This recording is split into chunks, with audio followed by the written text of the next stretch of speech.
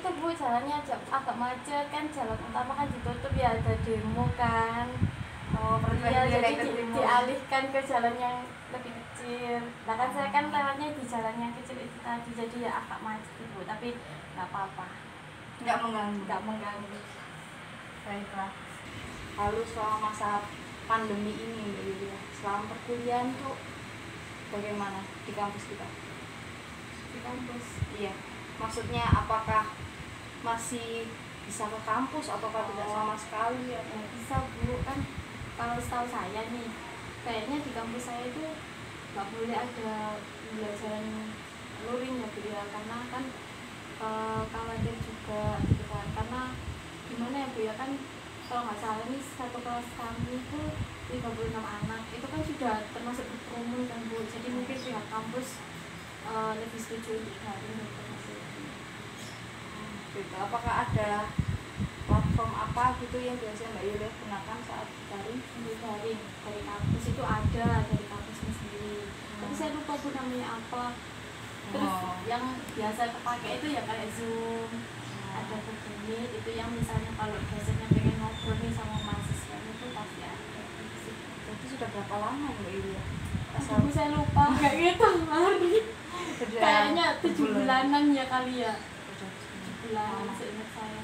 Bosan berarti rasanya di rumah banget Bu, apalagi saya nggak punya kegiatan yang apa ya, kegiatan yang ini Bu, yang bisa buat saya semangat, saya nggak ada Bu, karena saya tuh tipikal orang yang mager abis. Hobi mungkin Mbak Yulia? Ada sih Bu. Oh ini Bu, saya ini kok lagi suka bertanam. Oh Mbak Yulia suka bertanam Bu, karena nggak tahu Bu, lihat tanaman tuh kayak lucu-lucu aja Bu. Ya lucu, terus akhirnya saya suka bertanam, tapi ya nggak setiap hari, bukan saya kuliah juga, paling ya Sabtu Minggu aja saya bertanam gitu aja.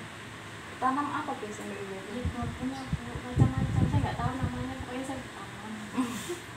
Sebelumnya saya mau tanya kedatangan Mbak Yulia kesini apa ya? Saya tuh pengen cerita Bu sama Ibu. Saya tuh kemarin sempat cerita sih sama ibu saya, yang bukan dari tempat kuliah saya gitu ya, teman-teman main gitu. Tapi saya tuh nggak nemu solusi gitu loh Bu, kayak malah teman saya ini malah kayak ngejek saya gitu Bu. Jadi ya saya pengen ketemu sama Ibu, pengen cerita aja. Berarti tujuan Mbak Yulia kesini mau melakukan konseling ya? Ya kira-kira seperti itu. Baiklah. Sebelum kita mulai proses konseling, di sini saya akan menjelaskan sedikit mengenai proses konseling itu sendiri. Konseling ini sendiri akan akan menerapkan 2 asas. Yang pertama asas keterbukaan, yang kedua asas rahasia. Di asas keterbukaan Mbak Yulia bebas mengungkapkan apapun masalah yang dialami Mbak Yulia. Lalu Mbak Yulia juga dapat mengungkapkan pasan-pasan Mbak Yulia. Yang kedua asas kerahasiaan, Mbak Yulia nggak perlu takut setelah apa yang Mbak Yulia ungkapkan itu, masalah yang Mbak Yulia alami hanya akan sampai ke saya, tidak akan keluar atau ke siapapun. Setelah saya menjelaskan ke Mbak Yulia, masih ingin melanjutkan? Ya masih, bukan saya mau cari solusi. Saya kan pengen pikiran saya pulang gitu, jadi ya saya tetap pengen melanjutkan. Sebelum kita mulai, apa Mbak Yulia udah nyaman? Ya aku sudah kok. Enggak panas atau enggak. Oh. Sudah cukup. Baiklah, kalau gitu kita akan mulai proses konselingnya. Jadi tujuan saya kesini itu, saya tuh kan males nih Bu anaknya, mageran kan Bu, males banget. Nah sementara tugas-tugas saya itu banyak banget kan, otomatis saya kan dituntut untuk belajar. Nah saya tuh kan males, saya tuh kalau lihat buku aja udah males tuh Bu, nggak ada semangat gitu, kayak kamu harus selesaiin ini, kamu harus selesai itu tuh nggak ada Bu. Jadi saya tuh kayak males gitu. Tapi kalau dibilang nggak ngumpulin tugas ya enggak Bu, saya ngumpulin, cuma ya gitu akhir-akhir. Kenapa itu suka ngumpulin terakhir gitu? Ya karena saya merasa kalau misal saya ngerjainnya mepet-mepet tuh semangat saya jadi ada gitu Bu, kayak kan karena merasa tertekan kan, karena harus dikumpulkan kan, harus dikumpulkan, jadi ya saya harus mengerjakan gitu. Tapi kalau boleh saya tahu, Mbak Yulia tuh keinginannya apa nih setelah ini? Apa cita-cita saya? Iya. Saya tuh sebenarnya pengen Bu, kayak sekarang kan lagi S1 nih, sebenarnya saya tuh pengen lanjut S2, tapi karena saya malesan kok saya jadi ragu gitu Bu. Oh, Mbak Yulia ragu dengan keinginannya. Iya, saya kok jadi ragu sendiri, kok saya lihat S1, proses S1 aja saya udah malesan, gimana mau S2 gitu kan. Karena sementara kata orang-orang S2 itu malah lebih gimana gitu ya. Jadi saya agak ragu aja Bu gitu. Tapi saya tetap pengen sih Bu sebenarnya. Jadi Mbak Yulia ini pengen banget ya kuliah S2. Iya Bu, kalau misal dikasih kesempatan, kalau ada rezeki ya saya pengen Bu. Kalau saya nggak males sih Bu sebenarnya, saya pengen banget Bu sebenarnya. Lalu rasa malas Mbak Yulia ini terjadi di setiap mata kuliah atau mata kuliah tertentu? Malesnya saya ini sebenarnya semenjak ini sih Bu, masuk semester tengah-tengah ini loh Bu, kayak semester 4, 5 itu mulai males Bu ya, karena itu tadi loh Bu, kan tugasnya banyak Bu ya, jadi saya tuh kayak aduh banyak banget sih, males banget kayak gitu Bu. Jadi semenjak semester 4, 5 kalau nggak salah sih. Dulu mah waktu pertama-tama semangat Bu, karena kan ya gimana Bu ya, anak SMA tiba-tiba kuliah kan jadi semangat kan. Terus masuk ke 4, 5 itu kok gini, kayak kaget gitu, kok banyak banget tugasnya, jadi males. Berarti masalah Mbak Yulia ini males karena banyaknya tugas ya? Iya, merasa itu kayak akan gitu, jadi saya males gitu. Lalu tekanan lain gitu selain karena tugasnya banyak, apa yang membuat Mbak Yulia merasa kurang punya motivasi untuk belajar? Apa ya Bu ya, mungkin dari teman-teman juga, teman-teman dekat itu kan, teman-teman dekat saya kayak sahabat-sahabat dulu waktu SMA itu tuh kan gak ada yang kuliah Bu, jadi mereka tuh nggak tahu gitu gimana sih sisanya kuliah. Terus jadi ya mereka tuh jarang banget tuh kayak nyemangati, padahal saya tuh kan semangat Bu ya.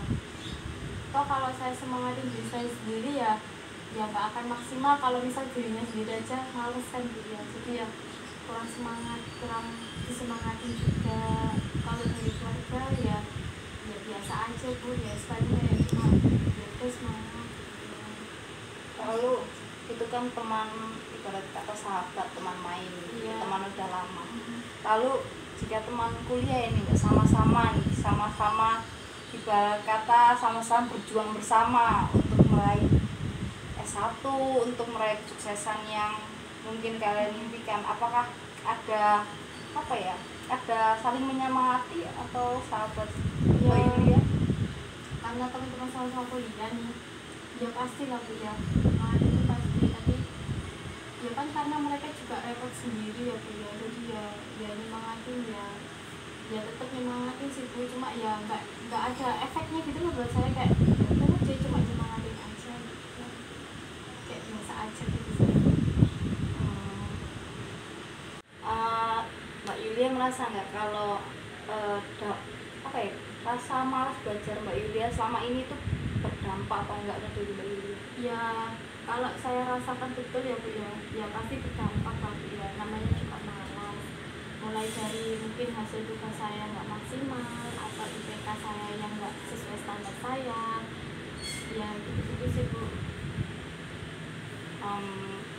Kalau itu Mbak Yulia apa ya, ngerasa nggak kalau misalnya ada nggak dosen yang menotis Mbak Yulia kalau Mbak Yulia ini kurang semangat dalam belajar gitu? Ya ada sih Bu, kayak beberapa yang memang bisa yang memang akrab sekali sama saya itu ada pasti, kayak oh kamu males nilaimu pada segini, tapi yang nggak notice gitu ya biasa aja Bu, karena kan saya nutupin Bu, masa saya males saya tunjukin. Oh, berarti ada yang ini menegur Mbak Yulia secara langsung gitu? Ya ada sih, ada pasti, cuma nggak yang ya gimana ya, kan mahasiswa kan bebas Bu ya, jadi mau nilainya seberapa aja kan ya dosen kan ya kayak ya gimana gitu kan. Kan itu hasil dari pemikiran saya sendiri juga kan Bu, paling ya cuma kayak dibilangin jangan sampai lo nilainya turun soalnya itu kamu kemarin gini kayak gitu aja sih. Kalau gitu Mbak Yulia punya nggak apa ya, mata kuliah favorit mungkin Mata kuliah favorit yang membuat Mbak Yulia jadi apa ya, mulai memiliki semangat belajar mungkin? yang semester ini. Ya, bisa aja. Yang semester ini kebetulan saya dapat ini Bu, konseling traumatik. Itu saya merasa semangat Bu, soalnya saya tuh punya temen ya Bu ya, dia tuh punya trauma Bu, jadi saya tuh kayak aku harus belajar mata kuliah ini dengan baik nih supaya aku tahu ini temanku kenapa sebenarnya gitu. Itu Bu, dari situ kayak saya merasa semangat Bu, kayaknya cuma mata kuliah itu doang Bu. Yulia tadi bilang suka ya sekarang dengan mata kuliah konseling traumatik. Iya. Berarti Mbak Yulia juga ingin menyembuhkan traumatik yang pernah Mbak Yulia alami ya secara tidak langsung. Iya Bu, secara tidak langsung. Oh, oke. Self healing sekarang emang harus sih menumbuhkan self Tapi healing. booming kan Bu, self healing Bu. Banget. Makanya saya termotivasi Bu untuk membenahi diri saya sendiri, karena saya merasa diri saya ini apa sih gitu, kayak gak ada gunanya gitu. Jadi saya tuh sering baca-baca ini loh Bu di internet, kayak artikel-artikel self healing gitu. Soalnya ada teman saya juga yang dari psikolog gitu Bu, kayak dia tuh sering sharing ilmu, jadi saya merasa kayak oh seru juga ya gitu. Bagus, kita harus saling bertukar informasi lah. Iya Bu. Apalagi self healing itu emang sangat membantu kita di masa sekarang ini. Tapi anehnya ya itu Bu, saya kan belajar self healing ya, tapi saya ini kenapa masih males gitu loh Bu. Kan aneh gitu Bu ya, maksudnya saya belajar mengenai diri saya sendiri tapi malesnya ini masih nempel gitu Bu, kayak susah gitu Bu dihilang. Masih belum terketuk pasti ya. Iya paling Bu. Oke. Kalau gitu saya ingin nanya, awalnya tuh bagaimana Mbak Yulia sadar dan menilai diri sendiri tuh bahwa Mbak Yulia ini pemalas? Ya itu tadi Bu, kalau nggak salah ini Bu ya, waktu itu dapat tugas Bu, bulannya banget kayak seminggu itu bisa sampai ngerjain tugas mulu pokoknya Bu. Dan saya tuh kayak capek gitu Bu, otak saya tuh capek, pikiran saya capek, pokoknya badan saya juga capek, nggak enak gitu Bu. Nah terus akhirnya saya tuh kayak berhenti gitu Bu ya, berhenti kayak males, kayak berhenti dulu deh istirahat. Nah mungkin Bu ya, mungkin ya Bu, dari istirahat tadi Nyaman. itu tuh, iya terus keterusan Bu ya, jadi kayak aduh males, aduh enak istirahat, aduh enak ini gitu Bu, jadi kayak keterusan gitu Bu, kayak gitu. Lalu Mbak Yulia setelah merasakan itu, merasa nyaman bahwa kemalasan, kenapa tiba-tiba Mbak Yulia ingin berubah setelah merasakan kenyamanan itu? Ya Bu ya, kan males kan nyaman ya. Tapi saya tuh mau berubah Bu, karena itu tadi loh Bu, saya tuh ini loh Bu, masa saya males, saya kan udah mau semester serius nih, masih semester 6 kan semester serius Bu ya, masih saya mau males, nanti skripsi saya gimana Bu, kan nggak lulus kan kasihan orang tua juga. Nah terus saya tuh pengen itu Bu, kayak diri saya ini jadi merasa lebih aktif gitu loh Bu, kan sampai saya males nih, kayak males itu saya sadar Bu, kalau misal dari males saya ini saya tuh nggak dapat apa-apa gitu Bu, ya cuma males gitu aja, ya dapat kenyamanan sih itu tempat tidur itu kan. Tapi ya nggak enak Bu ya, kan namanya orang kan harus aktif, harus bergerak aktif juga supaya supaya enak aja, pikiran kita jalan, otak kita jalan, terus aktivitas kita, badan kita juga jalan, itu sih Bu awalnya. Ingin berubah ya, berarti kira-kira nih Mbak Yulia, rencana untuk berubah apa dulu yang pengen Mbak Yulia ubah? Yang jelas itu Bu, kayak saya harus lebih rajin belajar lagi itu kan ya, yaitu saya pelan-pelan tuh kayak pelan-pelan tuh bikin semuanya tuh apa yang saya dapat, kayak tugas-tugas yang dapat itu saya bikin kayak jadikan prioritas utama gitu loh Bu. Saya anggap bahwa semua tugas yang saya dapat itu jadi kumpulinnya besok gitu, jadi kan saya harus semangat terus kan Bu ya, karena kan tadi kan saya bilang kalau misal saya ngerjakannya itu selalu mepet-mepet kan. Nah saya tuh selalu, setelah saya pengen berubah ini, saya tuh selalu berpikir kayak wah tugasnya harus aku selesaiin, soalnya selesainya besok gitu. Oke, baiklah. Saya mau tanya, Mbak Yulia ini kenal nggak mau di Ayunda? Kenal Bu, siapa yang nggak kenal sama dia? Pinter juga. Nah, terkenalnya karena apa? Pinter Bu, dia rajin, aktif, pinter gitu. Dia bisa sekolah tinggi ke luar negeri juga. Ya, Bu. Nah, seperti ya kita lihat Mama di Ayunda, dia bisa seperti itu karena apa? Karena dia bisa rajin belajar.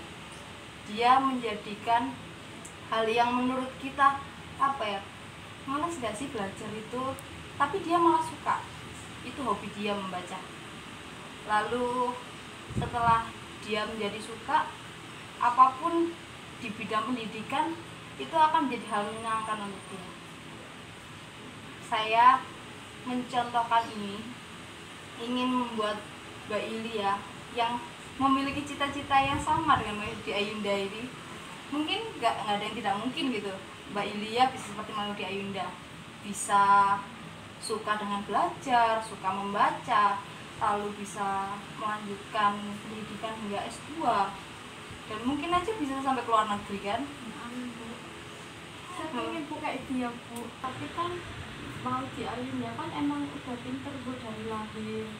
Setelah saya juga mengikuti Mama di Ayunda, dia tuh orang yang suka belajar, dan awal dia menjadi pintar adalah dia dengan suka belajar. Mungkin setelah menjadikan Mama di Ayunda role model, Mbak Yulia jadi sama-sama suka belajar, dan dia bisa apa ya, bisa meraih cita-cita yang Mbak Yulia inginkan dengan tiket belajar itu tadi. Ya pengen sih Bu kayak gitu, tapi kan saya kan ya ini sih Bu apa nggak terlalu malas belajar banget kan Bu. Maksudnya saya tuh nggak benci belajar gitu Bu, saya tuh suka belajar. Ya gimana ya namanya, mahasiswa kan pasti belajar ya, tapi ya itu tadi Bu, karena saya malas jadi saya tuh jarang gitu Bu, jarang belajar. Padahal kalau saya lihat teman-teman saya itu beda, mereka tuh rajin-rajin Bu, tiap hari tuh belajar. Kadang sampai saya tuh kayak apaan sih belajar terus gitu, nggak bosen apa kayak gimana gitu. Tapi ya itu tadi kadang saya tuh pemalas, tapi kalau sekalinya malas ya udah malas terus gitu. Coba Mbak Yulia setelah melihat orang belajar, mungkin setelah lihat orang belajar Mbak Yulia akan mungkin tadi Mbak Yulia berpikir ngapain sih belajar terus, tapi apakah ada titik dari Mbak Yulia kayak aku belajar juga nggak ya, aku harus belajar juga ya?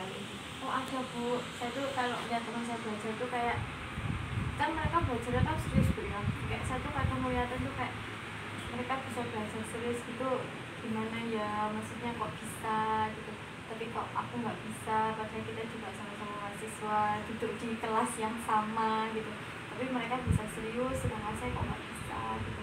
Padahal ya kadang ada perasaan seperti itu sih, ada pasti.